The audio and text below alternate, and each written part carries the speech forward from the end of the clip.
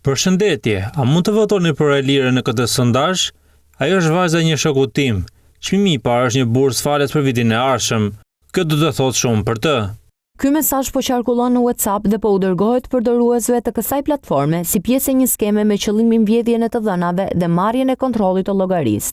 Autoriteti Kombëtar për Sigurinë Kibernetike dhe Policia e Shtetit në njoftime të ndara paralajmërojnë qytetarët se e gjitha është pjesë e një fushate mashtrimi online. Mesazhet synojnë marrjen e kontrollit të llogarisë në aplikacionin WhatsApp, duke i drejtuar përdoruesit drejt faqeve të rreme dhe duke i nxitur të vendosin kode verifikimi, të cilat përdoren nga autorët për të përvetësuar llogarinë.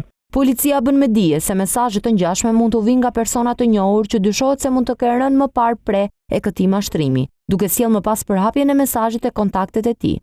Ndaj ekspertët këshillojnë qytetarët që të mos klikojnë në lidhje të dyshimta, edhe kur mesazhi u shkon nga kontaktet të njohura, si edhe të mos japin kode verifikimi, fjalë kalime apo të dhëna personale.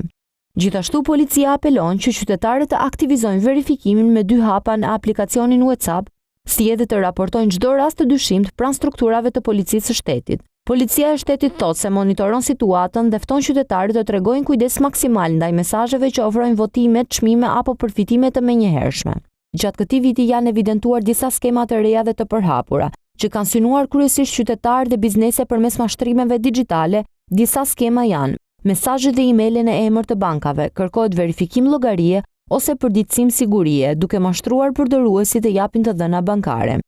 Përfshirë përmes rrjeteve sociale dhe WhatsApp, mesazhe që shtiren si nga miqt, institucione apo kompani dërgesash me linke mashtruese, mashtrime me investime dhe kriptomonedha, oferta të rreme për përfitime të shpejta, shpesh të promovuara me emra të njohur publik, fatura dhe njoftime të rreme biznesi, dërguara me email që imitojnë institucione shtetërore ose kompani energjie duke kërkuar pagesa urgjente.